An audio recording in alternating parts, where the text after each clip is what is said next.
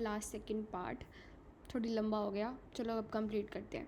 तो देखो क्या है इसके अंदर, हमारे ना सेल्स जानने बहुत इंपॉर्टेंट है, ये क्वेश्चंस पूछते हैं अब HRCT पे ना। एंड ये हमारा हो गया आगे की तरफ, आगरनेसाई मतलब आगे, ठीक है। फ्रंटल वाला मार्क कर रखा है लार्जेस्ट। अब क्या होता है, ओनडी सेल जो होता है, ओनोडी सेल ऑप्टिक नर्व होता है, उसका ON मतलब ऑप्टिक नर्व के पास मिलता है ये हमें स्फीनॉइड के थोड़ी सी आगे ही मिलेगा बस। ये सारे हमारे इथमॉइड के हैं, ठीक है। फिर उसके बाद हम यहाँ पर देखें तो बुल्ला इथमॉइडल सबसे बड़ा, एंड हमारे हेलर जो होता है वो हमारे इस ऑप्टिक के नीचे मिलेगा, ठीक है। तो आगे हमारा अगर हो गया, ठीक है। ओनडी वाला हमारा स्फीनॉइड के आगे हो गया, पोस्टीरियर इथमॉइड का हो गया ना वो। एंड बुला इथमॉइड तो सबसे बड़ा वाला हो गया, ठीक है। ये हमारा पूरा बना हुआ मैक्सिला। हेलर जो होता है वो होता है बिल्कुल ऑप्टिक के नीचे। ये सारे हो गए। ये निमेटाइज होता तो हमारे सुपीरियर टर्बिनेट वाला हो जाता, ठीक है। नेक्स्ट चलते हैं। नेक्स्ट वाले में ये काफ़ी इंपॉर्टेंट है। देखो क्या होता है कि हमारी रिकरेंट लैरिंजियल नर्व जो होती है वो सबको सप्लाई करती है। किन सबको सप्लाई करती है, उन मसल्स के नाम भी हम पढ़ेंगे किसी और उसके अंदर है, बट अभी पढ़ेंगे, ठीक है। तो वो हमारे क्रिकोथायरॉयड को छोड़ के बाकी सबको सप्लाई करेगी। तो हमारी एबडक्टर, एडक्टर, टेंसर नहीं बट बाकी सबको सप्लाई कर रही है। तो अगर रिकरेंट लैरिंजियल नर्व चली जाएगी तो सबसे पहले हमारा एबडक्टर पैल्सी होता है, फिर बाद में जाकर एडक्टर पैल्सी होता है, ठीक है। तो एबडक्टर पैल्सी में क्या होगा कि वो एबडक्ट नहीं कर पाया, तो हमारे जो वोकल कोड्स है ना वो पास आ गए, आप ऐसा इमेजिन करो। तो क्या होगा, होर्सनेस हो जाएगी क्योंकि कुछ चेंजेस तो आया है ना वोकल कोड में। एंड बायलेटरल गया, ठीक है, लेकिन पार्शियल गया, कंप्लीट वाला नहीं गया। बायलेटरल गया तो डिस्पनिया हो गया, ठीक है। एक साइड से हुआ तो होर्सनेस आई, दूसरी साइड से हुआ तो डिस्पनिया, मतलब क्योंकि वो नैरो होता जा रहा है ना, एबडक्टर चला गया तो फिर वो नैरो हो गया, सांस में भी दिक्कत आएगी, साइनोसिस भी मिल सकता है। And recurrent laryngeal nerve complete चला गया, फिर वेगस ही चला गया। अब वेगस के अंदर एक खास बात क्या है कि सुपीरियर लैरिंजियल नर्व भी आ जाएगा जो कि हमारा टेंसर को सप्लाई कर रहा था। अब टेंसर का रोल क्या था, टेंस करना। अब वो टेंस करके क्या कर रहा था, एस्पिरेशन को हटा रहा था, ठीक है। तो एस्पिरेशन का रिस्क बढ़ जाता है, तो एक एड ऑन क्या आ जाता है, एस्पिरेशन, होर्सनेस प्लस एस्पिरेशन। यहाँ पर डिस्पनिया हो रहा था, यहाँ तो एपनिया ही हो जाएगा और एस्पिरेशन हो जाएगा क्योंकि कंप्लीट पैल्सी हो जाएगी, ठीक है। फिर आता है हमारा ट्रेकियोस्टोमी, जो कि हमारा ट्रेकियोमलेशिया या फिर ट्रेकियल फॉरेन बॉडी क्लीन होता है। तो हम ट्रेकिया को काट के छेक बना रहे हैं, तो अगर ट्रेकिया में ही पैथोलॉजी है तो हम यूज़ नहीं कर सकते। अब एक होता है हमारा लो, देखो स्टैंडर्ड होता है मिड 2 एंड 3 वाला, कार्टिलेज पे कर दो, जो कि प्रेफर करेंगे हम in case of elective case अगर हम कर रहे हैं। हाई होता है 1 वाला, लैरिंजियल कैंसर के लिए करेंगे क्योंकि ऊपर की तरफ उसके लैरिंग्स है, ठीक है, ट्रेकिया के। तो अगर उसका कोई कैंसर है बाद में भी हमें काटना ही पड़ेगा, तो हम पहले ही काट दिए। 4th एंड 5th में क्या करेंगे, इमरजेंसी के केस में इजीली अवेलेबल होता है करने को। एंड सबग्लोटिक स्टेनोसिस, क्योंकि ग्लोटिस के नीचे होगा तो फिर सबग्लोटिक स्टेनोसिस हो जाएगा। सबग्लोटिक स्टेनोसिस के पीछे पता है लॉजिक क्या है एक्चुअली। देखो लैरिंग्स हो गया, फिर उसके बाद हमारा ट्रेकिया आता है। लैरिंग्स के जस्ट वोकल कॉर्ड के नीचे हमारा कुछ पैथोलॉजी है, तो अगर तुम इस पे भी कुछ कर रहे हो ना 2 एंड 3 पे, तो you are actually creating the structures and you are making it prone for more construction, ठीक है। तो इसलिए लॉन्ग टर्म वगैरह या कुछ भी होता है तो कॉम्प्लिकेशन आ जाएंगी। इमरजेंसी एंड सबग्लोटिक स्टेनोसिस में आपको लर्न करना है कि लो लेवल करेंगे, ठीक है। ये हो गया। नेक्स्ट है हमारा पॉलिप। अच्छा, पॉलिप प्लस ब्रोंकेक्टेसिस में अगर साइटस इन्वर्सस दे रखा है तो कार्टर जेनर हो जाएगा। एजोस्पर्मिया दे रखा है तो यंग हो जाएगा। एजोस्पर्मिया का मतलब होता है स्पर्म का ना होना, एस्पर्मिया का मतलब होता है सीमन का ना होना, ठीक है। फिर उसके बाद एट्रोफिक राइनाइटिस के अंदर हम क्या करेंगे, सोडियम को मिलाएंगे, नमक, सोडियम NaHCO3, ये तो फेमस होते हैं ना। एंड एक बाइबोरेट को भी मिला दिया, तो इसमें ना रूमी कैविटी बन जाती है। एंड वो इतनी ज़्यादा मर्सीफुल एनाटोमी होता है ना, उसको नहीं सूंघता, बट बाकी सारे लोग उससे दूर जाने लग जाते हैं, इतनी गंदी स्मेल आ रही होती है बेचारे से।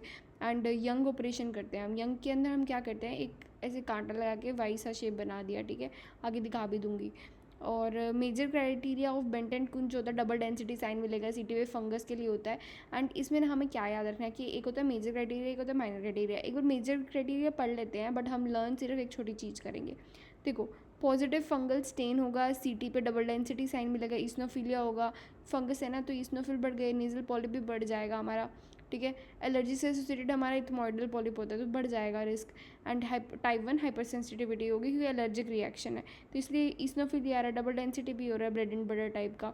एंड पॉजिटिव फंगल स्टेन हो रहा है, but fungal culture is not in the major criteria. And यही टेस्ट करते हैं वो लोग, ठीक है, फंगल कल्चर नहीं है, ये याद रखना है। हम करते हैं नेक डिसेक्शन। नेक डिसेक्शन में हम क्या करते हैं, हमारे लिम्फ नोड 1 to 5 को हटा देते हैं। 1 to 5 का मतलब क्या है, स्टर्नोक्लेडो। देखो सबसे पहले हमारे सबमैंडिबुलर सबलिंगुअल होता है, उसके बाद 3 आते हैं हमारे स्टर्नोक्लेडोमास्टोइड पे, फिर उसके बाद आता है हमारा पोस्टीरियर ट्राइंगल, ठीक है, याद रखना ये 5 होते हैं हमारे लिम्फ नोड।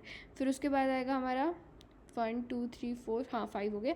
रेडिकल होता है एंड मॉडिफाइड रेडिकल होता है। रेडिकल के अंदर तो सब कुछ ही निकाल दो ना तुम, लिम्फ नोड के साथ साथ क्या सब निकालोगे। एक ट्रिक याद रखनी है, NJM, ठीक है, NJM ही याद रखनी है। न्यूरोमस्कुलर जंक्शन होता है, लेकिन हम थोड़ा सा अलग कर रहे हैं इसको, NJM कर रहे हैं, ठीक है। अब क्या है, क्योंकि 1 2 3 के अंदर ना एक एक बढ़ता जाएगा, N is preserved, NJ is preserved, NJM is preserved, ठीक है। तो इसलिए NJM ही लर्न करना है। देखो कितना अजीब नाम है, इसलिए याद रहेगा NJM, नेक के लिए NJM।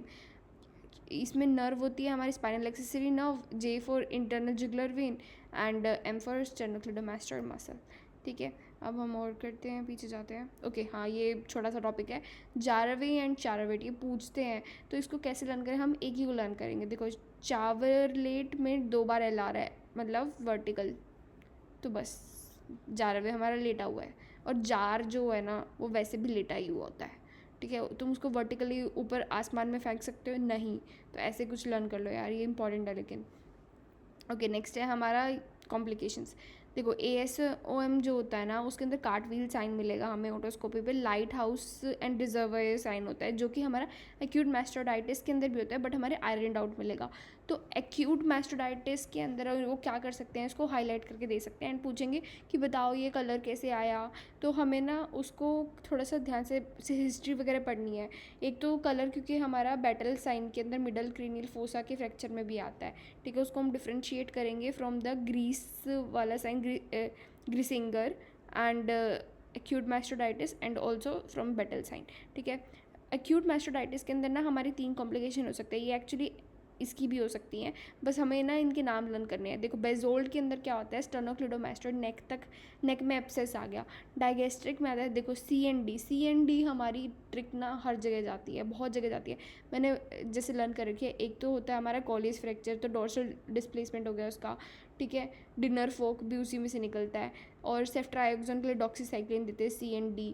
एंड पता है डॉक्सीसाइक्लिन अगर एलर्जिक होता है या फिर काम नहीं कर रहा होता तो उसकी ट्रिक होते है E, दैट इज़ आगे एरिथ्रोमाइसिन पे पहुंच जाओ। एंड यहाँ पर एक और हमारा CND आ गया, सेटेलियन डाइगेस्ट्रिक, ठीक है। बेजोल्ड हो गया हमारा स्टर्नोक्लेडोमास्टोइड। ल्यूक जो होता है वो होता है हमारा सुपीरियर कैनाल वॉल, ठीक है। एंड फिर होता है कोलेस्टोमा, हाँ अनसेफ CSOM जो होता है फॉल स्मेलिंग, स्कैंटी डिस्चार्ज होता है, क्योंकि ये थोड़ा बचा लेता है, अपने छुपा लेता है, पता है डिस्चार्ज को, डिस्चार्ज उसमें भी हो रहा होता है। कोलेस्टोमा प्रोजैक्ट स्पेस के अंदर जो हमारा इकट्ठा होता है। अच्छा एक तो ना इंपॉर्टेंट है कि कोलेस्टोमा का you should know how to differentiate from the keratosis obturans जो भी होता है ऑब्स्ट्रक्शन।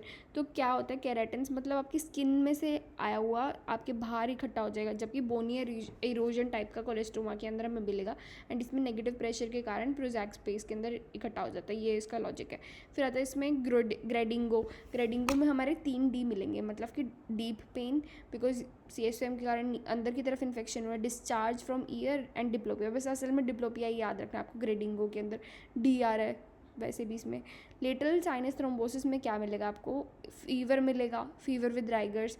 ग्रीसिंगर मिलेगा, ग्रीसिंगर में क्या होता है हमारा मैस्टॉइड इमिशरी वेन होती है इन्वॉल्वमेंट, तो इसमें क्या होता है आयरन आउट हो जाएगा, ठीक है। बेसिकली हमारा थ्रोम्बोसिस हो रहा है ना, एंटीकोएगुलेंट्स हमें देने पड़ेगा, तो फिर हमें क्या है हम जिस वेन के अंदर जाएंगे वहाँ पे क्लोट्स करेंगे, तो ग्रीसिंगर उसी के कारण बन गया, ठीक है। इसलिए अब तुम इसको डिफ्रेंशिएट कर लोगे। डेल्टा साइन जो होता है उसमें हमारे सुपीरियर सेजाइटल साइनस के अंदर बन जाता है, ठीक है। नीजोगैस्ट्रिक ट्यूब जो होती है वो हम कैसे मेजर करते हैं, नोज टू ईयर लोब्यूल करेंगे। नेक्स्ट ये अच्छा एनाटमी, मैंने कहा था ना एनाटमी पढ़ाऊँगी। देखो हमारे सुपीरियर कंस्ट्रक्टर के ऊपर क्या होता है, हमारे वो होता है हमारा साइनस ऑफ मोर्गेगनी। यहाँ पर क्या होती है हमारी यूस्टेशियन ट्यूब, ठीक है। तो इसके अंदर क्या क्या आएगा साथ में, असेंडिंग पैलेटाइन। देखो सुपीरियर कंस्ट्रक्टर हमारा कहाँ पर होगा, हमारा सुपीरियर कंस्ट्रक्टर बनाता है बेड ऑफ टॉन्सिल, तो अब इमेजिन करो वो वाला एरिया, वहाँ पर हमारा क्या हो सकता है उसके ऊपर, यूस्टेशियन ट्यूब, ठीक है। वहाँ पे पैलेट होता है हमारा, ठीक है, टॉन्सिल्स का एरिया हमें पता है ना, तो वहाँ पे पैलेट होता है ऊपर। तो फिर पैलेट में हमारा क्या होएगा, palatine, ascending palatine artery and levator palatine muscle, ठीक है। पैलेट, अब बस आपको लोकेशन दिमाग में याद करनी है। फिर उसके बाद आता है हमारा इसके नीचे सुपीरियर एंड मिडिल कंस्ट्रक्टर के बीच में जो स्पेस होता है, वहाँ पर आ जाता है हमारा फेरिंग्स। तो हमारे स्टाइलो फेरेंक्स जो होती है हमारी कौन सी आर्च होती है, 3rd आर्च से आता है, स्टाइल में, ठीक है, ऐसे कुछ ट्रिक होती है। स्टाइलोफेरेंजियस एंड 9th नर्व होगी। फिर मिडल एंड इन्फीरियर कंस्ट्रक्टर के अंदर क्या होता है, हमारे सुपीरियर लैरिंजियस, बस नीचे चलते रहो, आपको याद आ गया 9th, तो उसके बाद 10th है, 10th के 2 डिवाइड कर दो, तो superior laryngeal artery and internal laryngeal nerve. फिर उसके बाद हमारा रिकरेंट लैरिंजियल नर्व होता था, वही वाली है 6th आर्च वाला, और इसमें इन्फीरियर लैरिंजियल आर्टरी है, क्योंकि ऊपर तो सुपीरियर आ गया, नीचे इन्फीरियर आ गया। बस एक बार सीक्वेंस दिमाग में आ जाए तो लर्न हो जाएगा। वापस से करते हैं, देखो ऊपर वाला हमारा सुपीरियर कंस्ट्रक्टर के ऊपर हमारा क्या है, पैलेट, तो पैलेट की मसल आ गई, आर्टरी आ गई, यूस्टेशियन ट्यूब आ गया। फिर उसके बाद क्या है हमारे नीचे स्टाइलोफेरेंजियस 9th नर्व, फिर और उसके नीचे हमें याद रखना है लैरिंग्स आ गया, फेरिंग्स खत्म, लैरिंग्स आ जाएगा, तो सुपीरियर एंड इन्फीरियर 2 पार्ट में डिवाइड कर लो, and internal laryngeal and recurrent laryngeal nerve कर लो, ठीक है, हो गया। अरे अब यहाँ पर हम करते हैं सारी मसल जो हमारी लैरिंग्स के अंदर होती है, array epiglottis and thyro epiglottis. तो आपको ना एक बात तो याद रखनी है, एपिग्लोटिस है तो इनलेट की बात करेंगे हम, तो वो कब क्लोज होता है, किससे ओपन होता है, वो देख लेते हैं। देखो अरे उसको क्लोज करो, ठीक है, मतलब तुम ना एनाटॉमी के डायग्राम से भी कर सकते हो, वो तो बेस्ट ही है, बट ये थोड़ी सी ट्रिक से अगर फंस जाओ तो एरे एपिग्लोटिक्स में अरे उसको क्लोज करो, ठीक है, तो अरे क्लोज करो। थायरो एपिग्लोटिस में ओपन करो उसको। थायरो क्या होता है वैसे आगे की तरफ होता है, एंड एपिग्लोटिस भी हमारा थोड़ा पीछे की तरफ होता है, तो वो उसमें कंस्ट्रक्शन होगी, तो यू हैव टू इमेजिन कि वो ओपन कर रहा है, बहुत मुश्किल है इमेजिन करना, तो मैंने तो ये लर्न कर लिया। Thyro epiglottis open, array epiglottis close, ठीक है। उसके बाद आता है थायरो रेटिनॉइड जो कि रिलैक्स करता है। देखो क्रिकोथायरॉइड जो होता है वो हमारा क्या करता है, टेंस करता है, तो इसका अपोजिट थायरॉइड तो कॉमन आएगा, तो क्रिको का अपोजिट एरिटेनॉइड, ठीक है। पोस्टीरियर वाला ना यू हैव टू इमेजिन कि 2 पोल्स हैं एंड उसमें ना बीच में कंस्ट्रक्शन करा रहे हो, तो एबडक्शन होगी, एंड इसलिए लेटरल में एडक्टर हो जाएगा, ठीक है। तो अरे उसको ओपन करो, हमारा अरे एपिग्लोटिस ओपन, सॉरी अरे उसको क्लोज करो, देखा ऐसे कन्फ्यूजन होती है, तो ए सी लर्न कर लो या तो, ठीक है। ए सी भी अच्छा है एक्चुअली, ए सी कर लेते हैं, क्योंकि ए सी से आपको वो भी याद होता है ना, हाइपोथैलेमस के अंदर एंटीरियर न्यूक्लियस जो होता है वो हमारा कूलिंग कराता है, तो ए सी लर्न कर लेते हैं, ठीक है, मैं भी ये लर्न कर रही हूँ। थायरो एपिग्लोटिस में ओपन होगा, टेंसर हो गया, रिलैक्स हो गया अपना, बाकी सब हो जाएगा, बस वही ट्रिकी था, ठीक है। नेक्स्ट चलते हैं, नेक्स्ट में हमारा फेशियल नर्व के बारे में सब कुछ बताऊंगी। देखो फेशियल नर्व की लैंडमार्क बहुत ईजी कर दिए हैं, टिम्पैनो मैस्टोइड सूचर, आपको इमेजिन करना है, देखो मैस्टोइड टिप स्टाइलोइड प्रोसेस तो होता ही है इसका, लेकिन टिम्पैनो उसके पास आ गया, अंदर की तरफ से सूचर बन गया उनके बीच में, वो जो कनेक्शन है वहाँ पर फेशियल लैंडमार्क होता है। पोस्टीरियर बेली, आप इमेजिन करो, आपने अपना हाथ रखो मैस्टोइड पे, स्टाइलोइड पे, फिर उसके पास क्या आएगा, पोस्टीरियर बेली आएगा, ना कि एंटीरियर बेली, और ना ही ओमोहाइड, कोई कुछ में कंफ्यूज नहीं होना, बस ये को याद रखना है। एंड या फिर क्या करो तुम, पेरीफेरल ब्रांचेस को ट्रेस करो, हमें उसके लिए जानना भी चाहिए भाई क्या होती है पेरीफेरल ब्रांचेस, तो हम स्टार्टिंग से स्टार्ट करते हैं। हमारा आया 7th नर्व, फिर हॉरिजॉन्टल पार्ट जो है उसने क्या बनाया, ग्रेटर फर्स्ट ब्रांच दी, उसको बोलते हैं ग्रेटर पेट्रोसल नर्व, जिसने जो लेब्रेंथाइन पार्ट होता है हमारा नैरोवेस्ट पार्ट होता है लैक्राइमल ग्लैंड में जाके सिक्रीशन वगैरह सब कंट्रोल कर लिया। सेकंड में जेनू से 2 ब्रांचेस, सेकंड ब्रांच मतलब 2, तो 2 ब्रांचेस आएंगी, स्टेपिडियल नर्व एंड कोडा टिम्पैनी, एंड ये हाइपर एक्यूसिस के लिए होता है, और एंटीरियर 1/2 को देता है, ये तो हमें पता ही है। अच्छा अगर आप कंफ्यूज होते हो कि क्योंकि हमारी जो एंटीरियर 2/3 है ना वो 2 नर्व से सप्लाई हो रही है, एक तो हमारा 7th होता है और एक हमारा होता है 5th, तो कैसे लर्न करें कौन सी किस चीज़ के लिए होता है, तो ना मेरी ट्रिक क्या है, स्वाद में स आता है, फिर उसके बाद स जो होता है स्वाद में आ गया मतलब टेस्ट, तो टेस्ट में स से 7, तो ये कोडा टिम्पैनी हमारी 7th, तो ये टेस्ट के लिए है, ठीक है। और बाकी जो हमारी सबमैंडिबुलर एंड सबलिंगुअल ग्लैंड बच गई उसको भी सप्लाई करेगा। पता है एक क्वेश्चन के अंदर बोल रखा था कि एक्चुअली पैरोटिड को इनडायरेक्टली सप्लाई करता है, ठीक है, तो सारी ही ग्लैंड्स को सप्लाई करेगा। फिर आता है हमारा पिरामिड से निकलेंगी हमारी बहुत सारी ब्रांचेस, तो 10 ज़ेब्रा बिट माई कार जो ट्रिक होती है, तो इमेजिन करो ना, टेम्पोरलिस फ्रंटालिस हो गया, फिर ऑर्बिकुलस ओकुलस ज़ैगोमैटिक हो गया, बक्कल वाला बक्सीनेटर हो गया, ब से ब मतलब वही हो गया ना बक्कल, एंड अपर लिप हो गया, मार्जिनल मैंडिबुलर है, मैंडिबल तो लोअर लिप ही होगा, एंड वो प्लेटिज्मा हो जाएगा सर्वाइकल, ठीक है, इसको रट्टा मारने की जरूरत ही नहीं है। फेशियल नर्व जो होती है वो हमारी किसके थ्रू इंजर होती है, कौन सा फ्रैक्चर होता है, तो ट्रांसवर्स फ्रैक्चर एक्चुअली काफ़ी कम होता है, बट सबसे ज़्यादा एसोसिएटेड होता है विद, अगर हुआ तो फेशियल नर्व इंजरी तो होगी ही, ठीक है। अब ये देखते हैं, देखो ये हमारी क्या है, सेड की ग्रेडिंग्स हैं। रिट्रैक्शन ऑफ पॉकेट बनता है, ये होता है हमारा पार्स टेंसा, पार्स फ्लैसिडा का भी होता है, बट पार्स टेंसा लर्न करेंगे, वो मेन है, वो पूछा हुआ है। तो पास्ट टेंस में स्टार्टिंग में क्या होता है, जिस तरफ हमारा हैंडल ऑफ मिलियस है ना उसी तरफ कॉर्न ऑफ लाइट बननी होती है। अब स्टार्टिंग में क्या हुआ, थोड़ा सा वो मिलियस से निकल लिया तो फिर हमारी कॉर्न ऑफ लाइट आधी हो गई।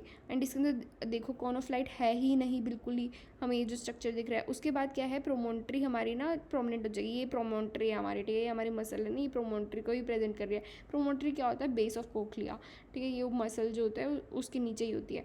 तो अब क्या होगा, यहाँ पर प्रोमोन्ट्री के ऊपर आ गया एंड प्रोमोन्ट्री के ऊपर आके फिक्स हो गया। आप इन दोनों को डिफ्रेंशिएट नहीं कर सकते बट इन सब को डिफ्रेंशिएट कर सकते हो, वो तो पता ही होना चाहिए। तो 1 2 3 अब इसको लर्न कैसे करें, मेलियस से हट गया, फिर मेलियस इतना हट गया, कॉर्न ऑफ लाइट ही हट गई, इनकस पे जाके एक्चुअली होता है लेकिन इनकस हमें दिखाई नहीं दे रहा, एंड फिर प्रोमोन्ट्री ईजी हो जाएगा। ठीक है, नेक्स्ट करते हैं। ये बहुत बार पूछते हैं, तो देखो क्या होता है हमारा कोल्ड वेल के अंदर, वाटर, कोल्ड वेल, पीरी and lateral view. Lateral view में आपको सारे ही दिख जाएंगे। अब वाटर व्यू के अंदर क्या होता है हमारा, ऑक्सीपिटोमेंटल व्यू होता है। ऑक्सीपिटोमेंटल का मतलब क्या हो, आपने अपने आपका जो चिन्ह है ना उसको रख दिया और ऑक्सीपिट वहाँ से हमारी रेस पास हुई तो हमें क्या दिखेगा, मैक्सिलरी साइनस। एक्चुअली ये याद नहीं रहता तो आपको याद रखना W से M। W से M भी हम बहुत बार ट्रिक बना चुके हैं तो याद रखना, बस M से W कर दिया हमने। एक होता है वर्डिंग्स टेस्ट, याद आपको, तो हम क्या करते हैं मिडल ईयर के अंदर देखते हैं एयर बबल्स है कि नहीं, कि बच्चा लाइव पैदा हुआ था या स्टिल पैदा हुआ था, ऐसा। ठीक है, तो M for M and W, तो सब कुछ ये लिंक्ड है। अब इसमें क्या करा आपने, एक मुंह खोल दिया तो स्फिनॉइड को देखने के लिए। तो आपको ना अगर कोई भी एक्सरे दे जिसके अंदर आपको ना थोड़ा सा भी ब्लैक दिखे, मतलब समझ जाना कि ये तो पक्का से हमारा पेयर्स व्यू को पूछ रहा है, मतलब वाटर का ओपन माउथ, तो वही ऑक्सीपिटोमेंटल ही होगा। इसमें मैक्सिलरी प्लस स्फिनॉइड हम देख सकते हैं। फिर उसके बाद होता है कोल्ड वेल, जो कि सीधा सीधा ऑक्सीपिटोफ्रंटल होता है। तो ऑक्सीपिटोफ्रंटल में ही फ्रंटल साइनस आ गया, सीधी सी बात है ना, ज़्यादा लर्न नहीं करना, बस आइडेंटिफाई हो गया तो मतलब आपका सॉल्व हो गया। अब कन्फ्यूजन एक्चुअली पता है कहाँ होती है, ये फ्रंटल के लिए है, साइनस के लिए, ठीक है, लेकिन फ्रंटल इसमें दिख ही नहीं रहा। हम जब एक्सरे ये देखते हैं ना 4 CTs का, असल में एक्सरे के अंदर ना ये वाला लगता है कि हाँ भाई फ्रंटल तो इसमें दिख रहा है तो हम ये मार्क कर देते हैं, बस इसमें कन्फ्यूज मत होना। ठीक है, ये हो गया, ये तो आसानी से पहचान लोगे आप, लेटरल भी आराम से पता चल जाएगा। अगर इसमें फ्रंटल भी दिख रहा है, मैक्सिलरी भी दिख रहा है, इसमें कुछ भी नहीं दिख रहा है तो ये हमारा मैक्सिलरी के लिए है। ओके, ये ट्रिक हो गई अपनी। हाँ, ये देखो मैंने बताया था ना, कोलेस्ट्रोमा एंड केरेटोसिस, ऑब्ट्यूरेंस के बीच में हमें डिफरेंस पता होना चाहिए। तो बेसिकली होता क्या है, कोलेस्ट्रोमा के अंदर बोन इरोजन हो जाता है, ये हमारे अनसेफ CSOM वगैरह के अंदर मिला था। अब ऑब्ट्यूरेंस में क्या है कि बाहर की चीज़ जाके जमा हो गई, तो देखो ये मैंने एरो किया है, ये इकट्ठा हमारी कैनाल जो है ना वो ही नैरो हो गई है। ओके, अब ये काफ़ी इंपॉर्टेंट है, देखो इसमें क्या है, ये हमारा टेस्ट है फॉर मीनियर्स, अप स्लोपिंग ग्राफ वगैरह, वही SNHL जो होता है, इलेक्ट्रोकोक्लियोग्राफी बोलते हैं। तो इसमें ना बाहर से भी ऐसे अटैचमेंट दिखेगी। ये मिनट डिवाइस होता है, देखो माइन्यूट सा डिवाइस, मिनट डिवाइस, ये आप बाहर से दे सकते हैं। एंड माइक्रोविक पूरा अंदर तक जा रहा होता है, ठीक है। डोनल्ड हमारी लाइन होती है, साइन लिखा है sorry. Lateral semi circular canal पे labyrinthectomy is the best treatment you can do but it is the last one. ठीक है, और ये तो अपन ने कर लिया था, देख देती हूँ और कुछ रह गया हो तो। ये सब हो गया, ये सब हो गया, ये भी हो गया, ये भी हो गया, ये भी हो गया। ओके, ये कर लेते हैं। तो देखो ये हमारा यंग ऑपरेशन होता है, जो भी अपने एट्रोफिक राइनाइटिस पढ़ाना और सोडियम NaCl सब मिला रहे थे हम, ये यंग ऑपरेशन होता है, तो इसका आंसर यंग ऑपरेशन आ जाएगा।